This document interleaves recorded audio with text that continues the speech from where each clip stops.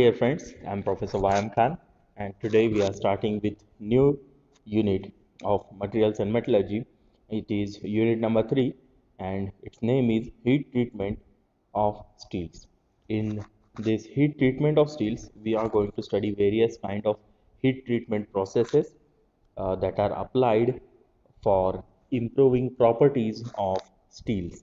Okay, now this is very important unit as far as your career in this mechanical engineering field is concerned, because it is having very extensive use in the materials subject.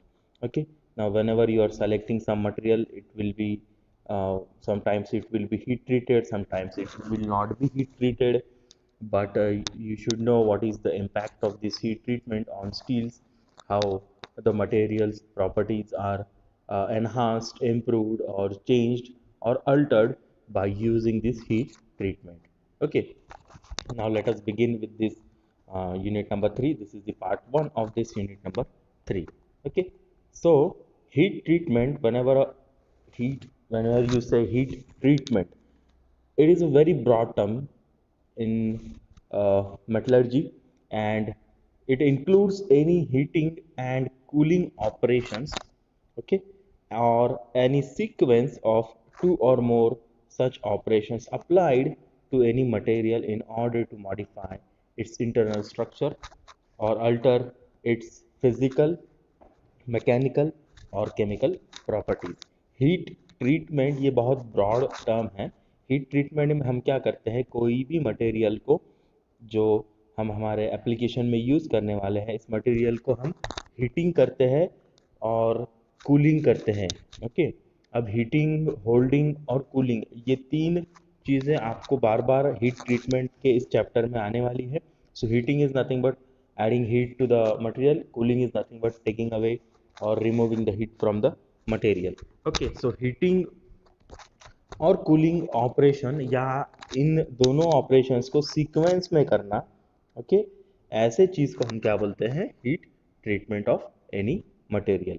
अब ये heat treatment हम क्यों करते हैं? It is done in order to modify its internal structure, उस material का internal structure modify करने को और अल्टर उसके फिजिकल प्रॉपर्टीज को करने के लिए, then to alter its mechanical और केमिकल प्रॉपर्टीज, उसकी केमिकल प्रॉपर्टीज, मैकेनिकल प्रॉपर्टीज, उसकी फिजिकल प्रॉपर्टीज को अल्टर करने के लिए हम क्या करते हैं, इस हीट ट्रीटमेंट का इस्तेमाल करते हैं। So heat treatment is nothing but heating और cooling the material, or heating, holding and cooling the material, or performing these operations in any sequence.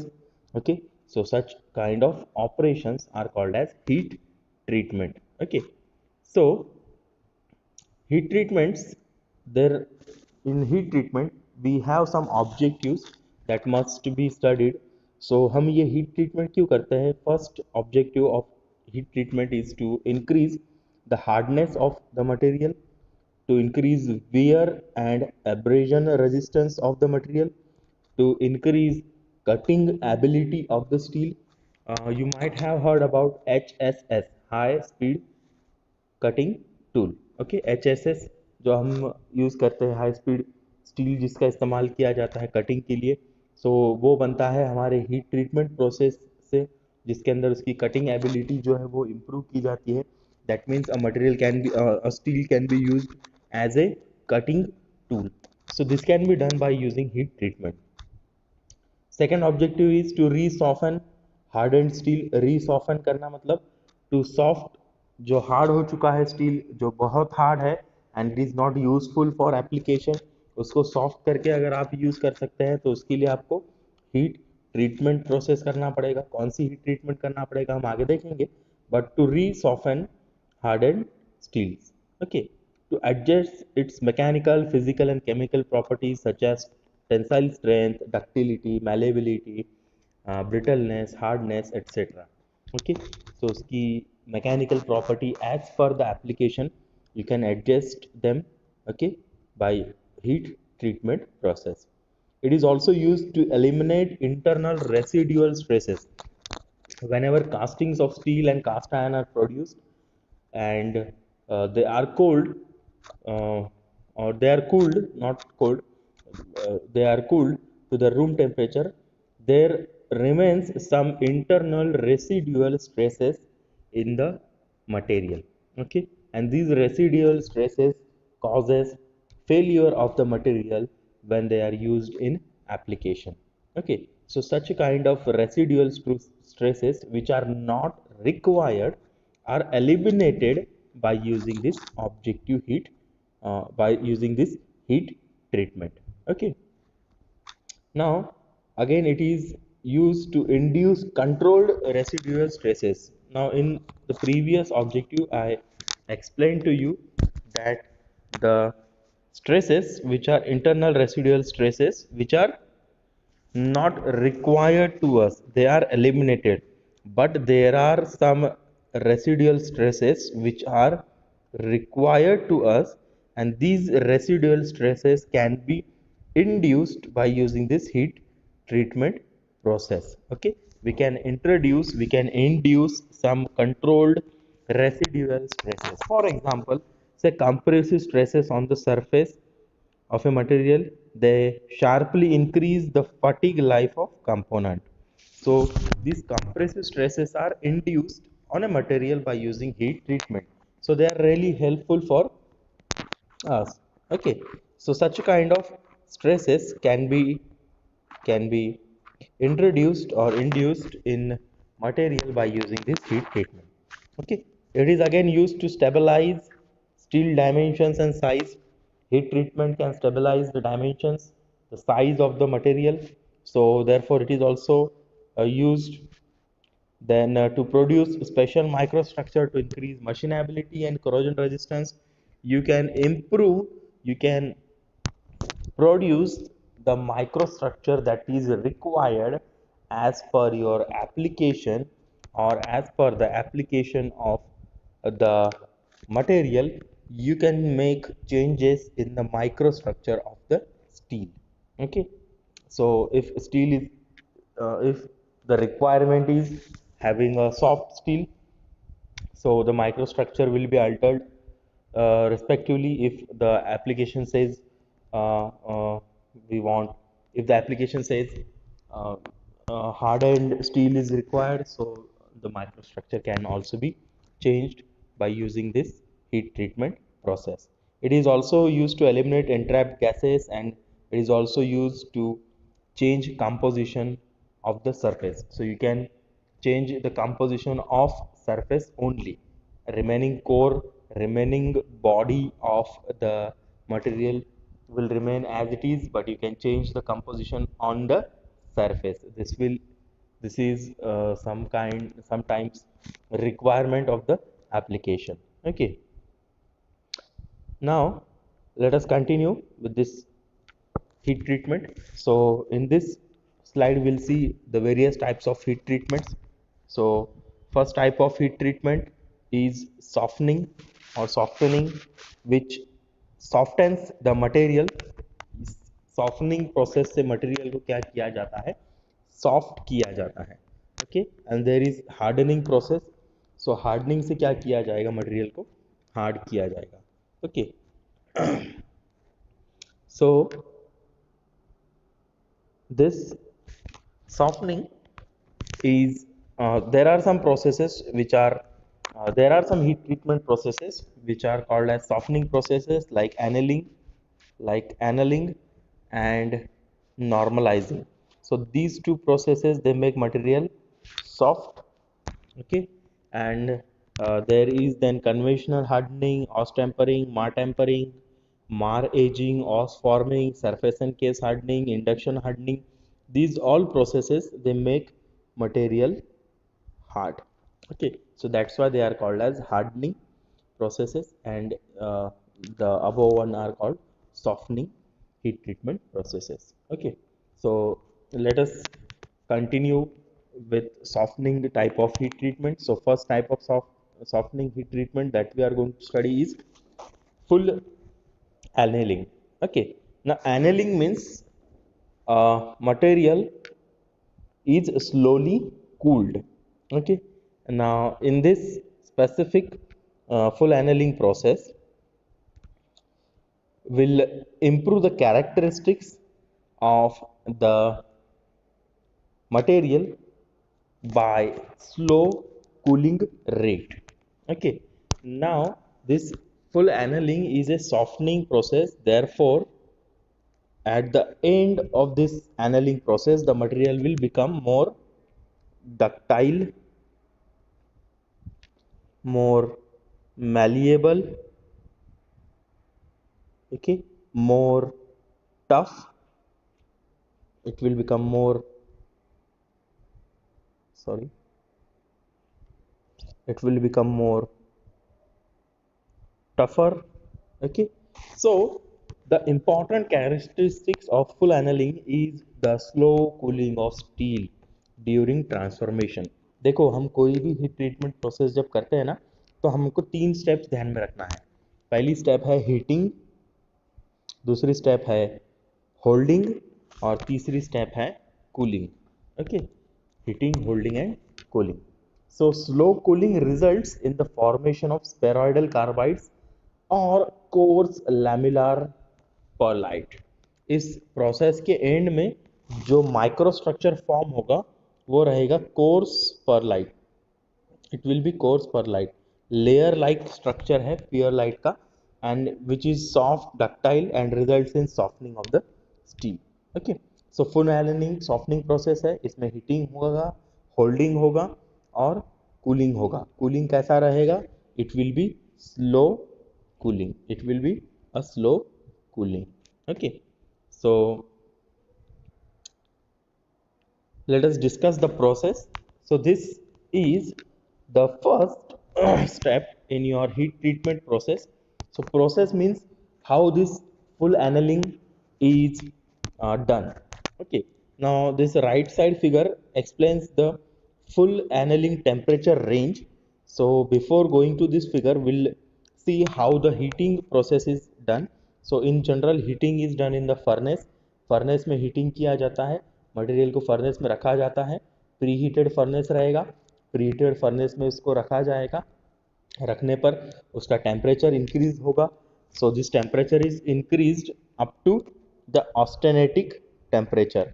ये जो 727 डिग्री सेल्सियस है, यहाँ तक क्या किया जाता है, इस स्टील को हीट किया जाता है. It is heated up to this 727 degree Celsius.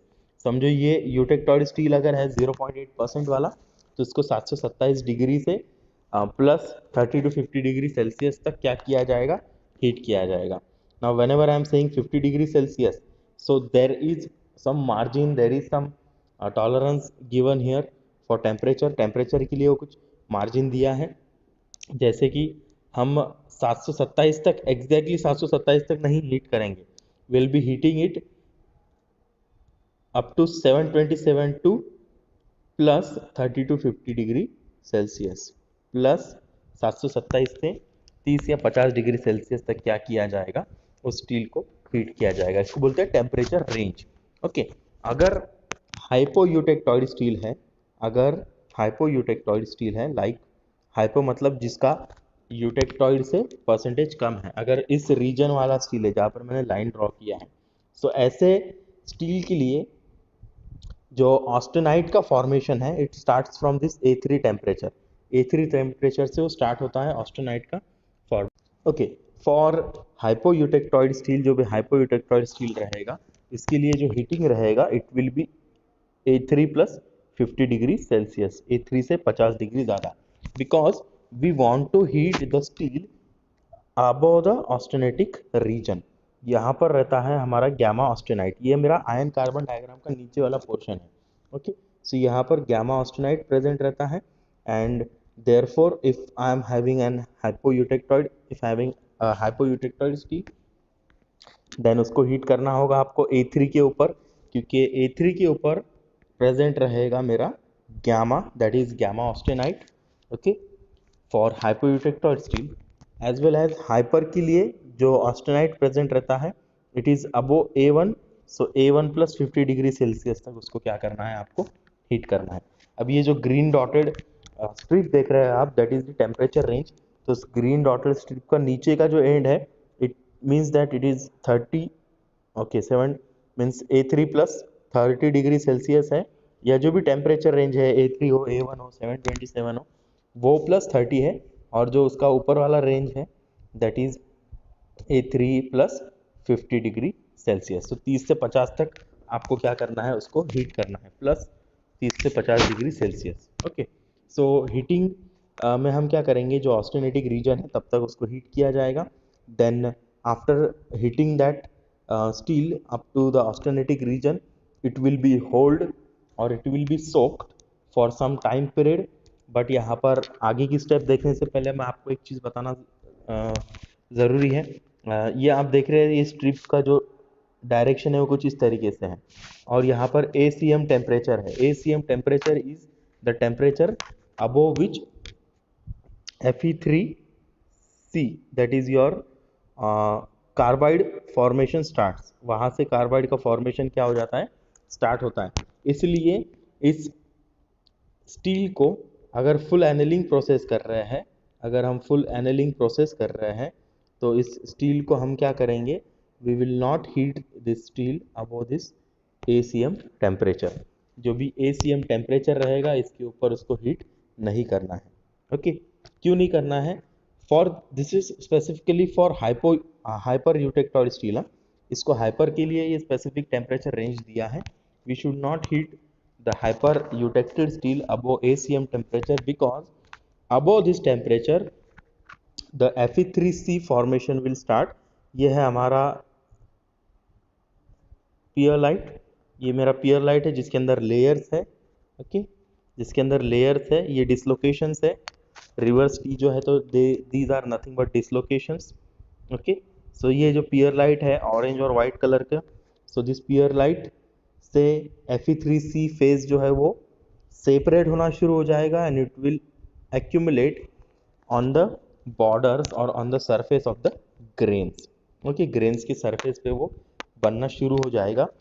इसकी वजह से क्या होगा, जो आपका पर्पज है एनेलिंग का, since Fe3C is a hard phase, जो आपका एनेलिंग का पर्पज है, it will not be completed. Okay, so therefore you should not heat the steels above the ACM temperature for this annealing process. Okay, and specifically the hyper eutectoid steels. Okay, now let us go to the second stage.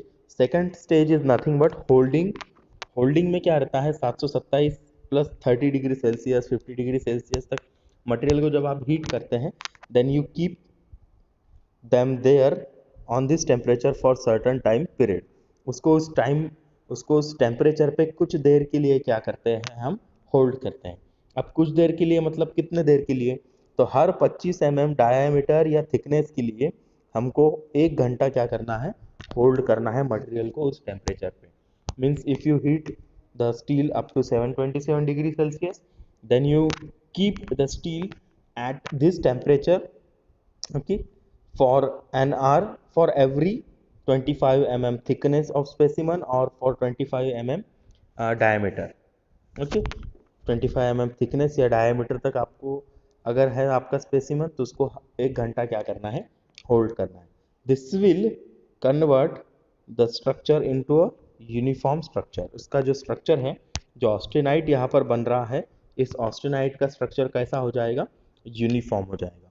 Okay, and after this austenite is formed here, it is slowly cooled inside the furnace। उसको furnace में ही cool किया जाता है up to room temperature, up to room temperature। this is your room temperature तक उसको क्या किया जाता है, कूल किया जाता है।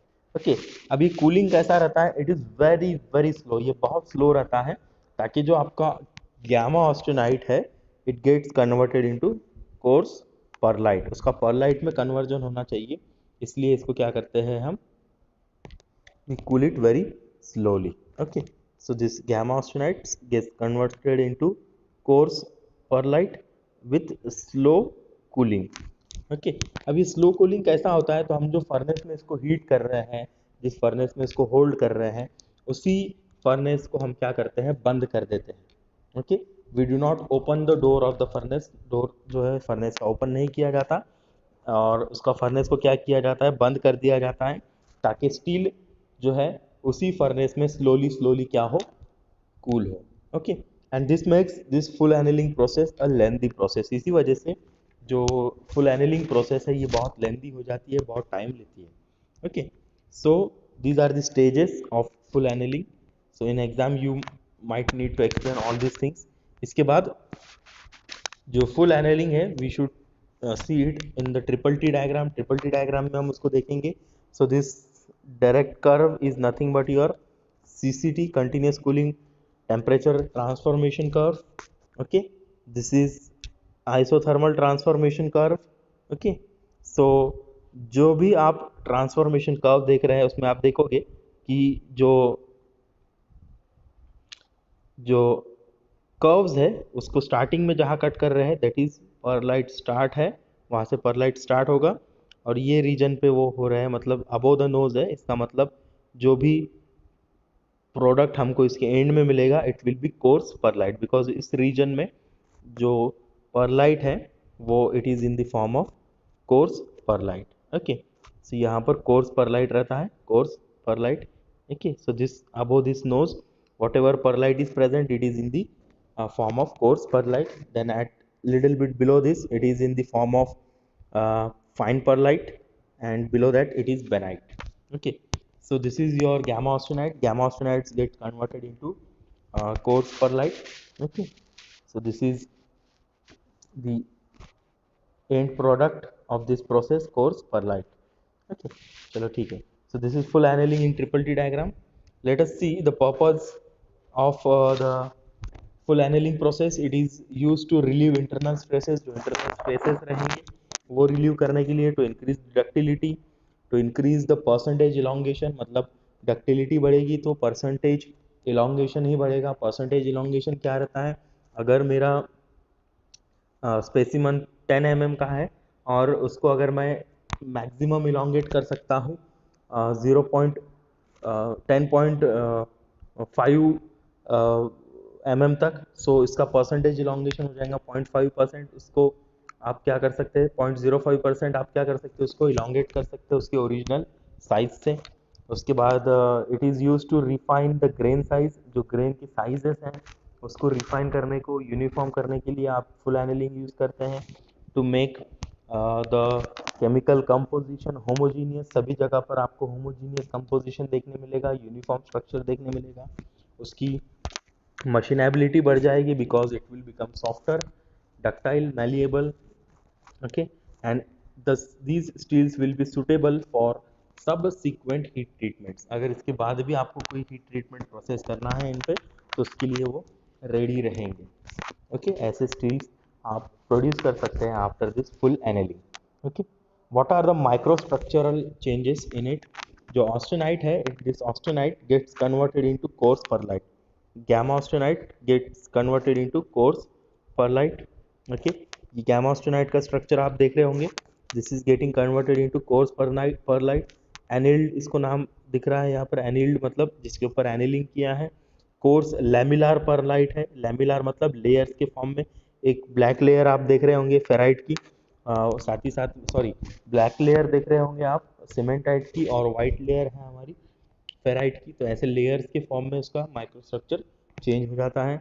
Okay, then there are some disadvantages since the cooling is done inside the furnace. Furnace को बंद करके कूल किया जाता है, तो जिस वजह से जब तक फर्नेस ठंडा नहीं होगा तब तक आपका स्पेसिमन ठंडा नहीं होगा।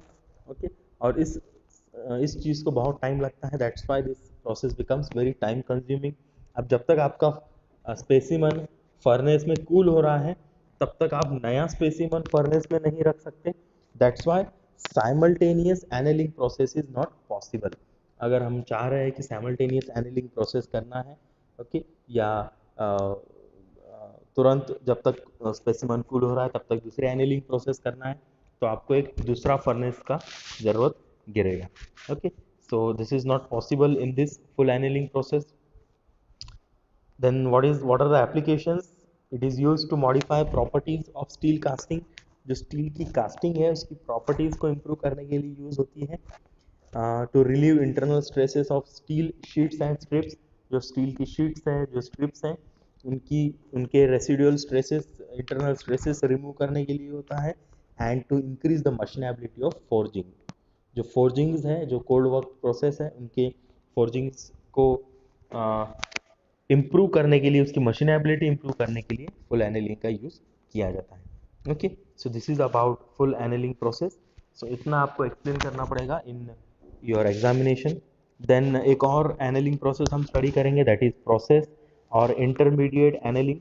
This is also similar to the full annealing process except it is applied for cold worked work pieces.